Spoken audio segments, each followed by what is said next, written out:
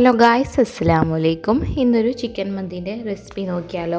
കുറച്ച് മസാല ടൈപ്പിൽ വരുന്നൊരു അടിപൊളിയായിട്ടുള്ളൊരു മന്തിൻ്റെ റെസിപ്പിയാണ്. ആദ്യം തന്നെ നമുക്ക് അതിന് വേണ്ടിയിട്ടുള്ളൊരു മസാലക്കൂട്ട് തയ്യാറാക്കാം. അതിനായിട്ട് ഞാനിവിടെ 2 ടേബിൾ സ്പൂൺ കുരുമുളക് എടുത്തിട്ടുണ്ട്. അതുപോലെ തന്നെ 1/2 ടീസ്പൂൺ വലിയ ജീരകവും 1 ടേബിൾ സ്പൂൺ ചെറിയ ജീരകം എടുത്തിട്ടുണ്ട്. പിന്നെ 2 ഗ്രാമ്പും ചെറിയ പീസ് പട്ട, ഏലക്കായ ഇഷ്ടമാണെങ്കിൽ അതിടാം. അതൊന്ന് ജസ്റ്റ് ഒന്ന് ചൂടാക്കി എടുത്തിട്ടുണ്ട്. ഇനി ഇതിലേക്ക് 1 ടേബിൾ സ്പൂൺ ഫുള്ളായിട്ട് മന്തി മസാല എടുത്തിട്ടുണ്ട്. ഏത് മന്തി മസാല വേണമെങ്കിലും നിങ്ങൾക്ക് എടുക്കാം, അല്ലെങ്കിൽ അറബിക് മസാലയോ ഏത് വേണമെങ്കിലും എടുക്കാം. ഇനി ഇതിലേക്ക് കുറച്ച് ഒരു ടീസ്പൂണോളം കാശ്മീരി ചില്ലി പൗഡർ ഇട്ടിട്ട് ഒന്ന് അതിൻ്റെ റോ ടേസ്റ്റ് മാറുന്നത് വരെ നമുക്ക് വറുത്തെടുക്കാവുന്നതാണ്. ഈ വറുത്ത് വെച്ച പൊടി നമുക്ക് മിക്സിൻ്റെ ജാറിലിട്ടിട്ട് കുറച്ചും കൂടി ഫൈനായിട്ടൊന്ന് പൊടിച്ചെടുക്കാവുന്നതാണ്. നമുക്ക് ചിക്കനിൽ മാഗ്നേറ്റ് ചെയ്യേണ്ട മസാലയാണ്. നന്നായിട്ട് പൊടിച്ചെടുത്തിട്ട് നമുക്ക് വരാം. മന്തി എപ്പോഴും കുറച്ച് മസാല ടൈപ്പിൽ ഉണ്ടാക്കാനാണ് എനിക്ക് ഏറ്റവും കൂടുതൽ ഇഷ്ടം. ചിലവർക്ക് തീരെ മസാലയൊന്നും ഇല്ലാണ്ടായിരിക്കും ഇഷ്ടമുണ്ടാവില്ല. നമുക്കിതൊന്ന് പൊടിച്ചെടുത്ത് വന്നിട്ടുണ്ട്. ഇനി ഇത് നമുക്ക് ചിക്കനിലേക്കൊന്ന് തട്ടിക്കൊടുക്കാം. ചിക്കനിൽ ഇത് മാഗ്നേറ്റ് ചെയ്തിരുന്നത് ഞാനിവിടെ വളരെ ചെറിയ ക്വാണ്ടിറ്റിയിലാണ് മന്തി ഉണ്ടാക്കുന്നത്. അതിനായിട്ട് തന്നെ ഒരു 5-6 പീസ് ചിക്കനാണ് എടുത്തിട്ടുള്ളത്. നിങ്ങൾക്ക് കൂടുതൽ വേണമെങ്കിൽ കൂടുതൽ അളവ് ഇതെല്ലാം ചേർത്ത് കൊടുത്താൽ മതി. ഇനി ഇതേ മിക്സിൻ്റെ ജാർ തന്നെ ഒരു ചെറിയ പീസ് ഉള്ളി, അതുപോലെ തന്നെ തക്കാളി, കുറച്ച് മല്ലിച്ചപ്പും കുറച്ച് ചെറുനാരങ്ങനെ നീരും കൂടി ഒഴിച്ചിട്ടൊന്ന് നല്ല രീതിയിൽ പേസ്റ്റ് ആക്കിയിട്ട് നമുക്ക് അരച്ചെടുത്തിട്ട് വരാം. ഞാൻ കുറച്ച് ക്വാണ്ടിറ്റിയിൽ ഉണ്ടാക്കുന്നതുകൊണ്ടാണ് ഇതെല്ലാം ചെറിയ പീസ് മാത്രം എടുത്തിട്ടുള്ളത്. അധികം ഉണ്ടാക്കുന്നുണ്ടെങ്കിൽ എനിക്ക് ഓരോന്ന് വെച്ചിട്ട് അതിൻ്റെ ക്വാണ്ടിറ്റി കൂട്ടാം. ഇനി ഇതിലേക്ക് കുറച്ച് ഇഞ്ചി വെളുത്തുള്ളി പേസ്റ്റ് ഇട്ട് കൊടുത്തിട്ടുണ്ട്. അരക്കുമ്പം തന്നെ ഇത് ഇട്ട് കൊടുക്കേണ്ടതാണ്, പക്ഷേ ഞാനിത് ഓൾറെഡി പേസ്റ്റ് ആക്കി വെച്ചോണ്ടൊക്കെ കുഴപ്പമില്ല. ഇനി എല്ലാം കൂടി ഇട്ടിട്ട് ചിക്കൻ ഒന്ന് നന്നായിട്ട് മാഗ്നേറ്റ് ചെയ്ത് വെക്കാം. അതിന് മുമ്പായിട്ട് ഇനി ഞാൻ കുറച്ചും കൂടി മസാലയ്ക്ക് വേണ്ടിയിട്ട് ഒരു ചെറിയ പീസ് ഉള്ളിയും അതുപോലെ തന്നെ ക്യാപ്സിക്കം മല്ലിച്ചപ്പും ഇടുന്നുണ്ട്. ഈ 3 മിക്സും കൂടിയിട്ട് നന്നായിട്ട് കൈയോടെ തന്നെ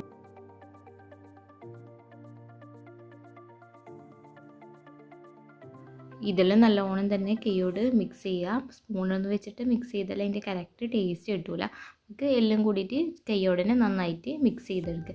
ഈ ഒരു ടൈം നമുക്ക് ചിക്കനിലേക്കുള്ള ഉപ്പും അതുപോലെ തന്നെ എരിവും എല്ലാം കൂടി ഒന്ന് ചെക്ക് ചെയ്ത് നോക്കാം. ഉപ്പ് കുറവാണെങ്കിൽ കുറച്ചും കൂടി ഉപ്പ് ഇട്ട് കൊടുക്കാം. ഞാൻ ഇവിടെ ഉപ്പ് കുറവായിട്ട് കുറച്ച് ഉപ്പ് അധികം ഇട്ട് കൊടുത്തിട്ടുണ്ട്.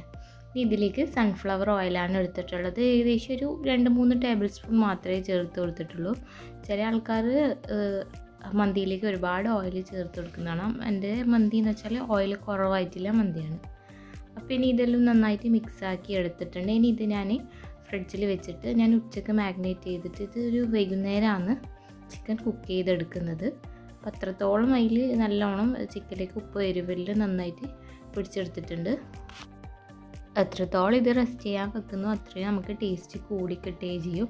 ഇനി ഇത് നമുക്ക് ലോ ഫ്ലെയിമിലായിട്ട് ചിക്കൻ ഒന്ന് അടച്ച് വെച്ചിട്ട് വേവിക്കുക. അപ്പോൾ ഇതിലേക്ക് വെള്ളമെല്ലാം ഇറങ്ങി വരും. കുറച്ച് വെള്ളം മാത്രമേ ഞാൻ വറ്റിച്ച് കൊടുക്കുന്നുള്ളൂ.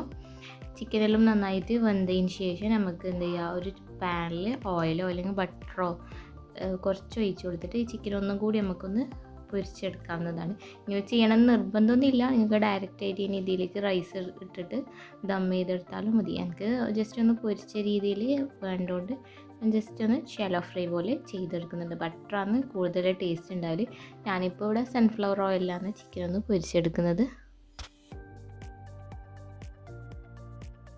ചിക്കനൊന്ന് ഷാലോ ഫ്രൈ ചെയ്തിട്ട് മാറ്റിയിട്ടുണ്ട്. ഇനി നമുക്ക് റൈസ് കുക്ക് ചെയ്യാനുള്ള വെള്ളം വെച്ച് കൊടുക്കാവുന്നതാണ്.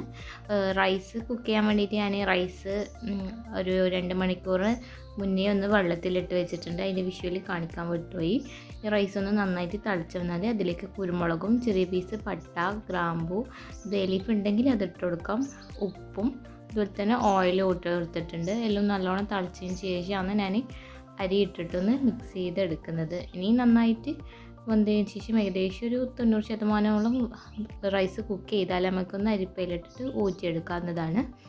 ഈ ഊറ്റിയെടുത്ത റൈസ് ഒന്ന് ജസ്റ്റ് ഒന്ന് ചൂടാറിയതിന് ശേഷമാണ് ഞാൻ ഈ ഒരു മസാലയിലേക്ക് ഇട്ട് കൊടുക്കുന്നത്.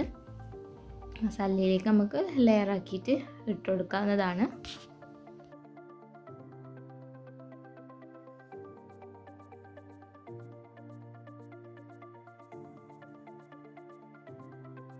മന്തിയിൽ നിങ്ങൾക്ക് കളർ വേണമെങ്കിൽ ചേർക്കാൻ, ചിക്കനിലായാലും അതുപോലെ തന്നെ റൈസിന് കളർ ഇട്ടാൽ കളർ വേണമെങ്കിൽ ചേർക്കാൻ. ഞാനിവിടെ മഞ്ഞൾപ്പൊടി ജസ്റ്റ് വെള്ളത്തിൽ കലക്കിയതാണ് ഒഴിച്ചു കൊടുക്കുന്നത്.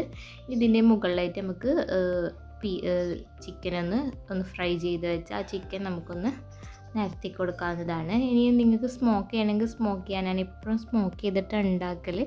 ഈ ഒരു ടൈം എൻ്റെ ടീമിൽ അതില്ലാത്തതുകൊണ്ട് ഞാൻ അത് ആക്കിയിട്ടില്ല. പച്ചമുളക് മേലിൽ കുത്തി വെക്കുന്ന ആൾക്കാരുണ്ട്, അങ്ങനെ വേണമെങ്കിൽ ആ ഒരു ഫ്ലേവർ വേണമെങ്കിൽ നിങ്ങൾക്ക് ചെയ്ത് കൊടുക്കാം. ഇനി ഇത്തിരി ജസ്റ്റ് ഒരു നല്ല സ്മെല്ലിന് വേണ്ടിയിട്ട് മേലിലായിട്ട് കുറച്ച് ഗീ കൂടി ചേർത്ത് കൊടുക്കുന്നുണ്ട്.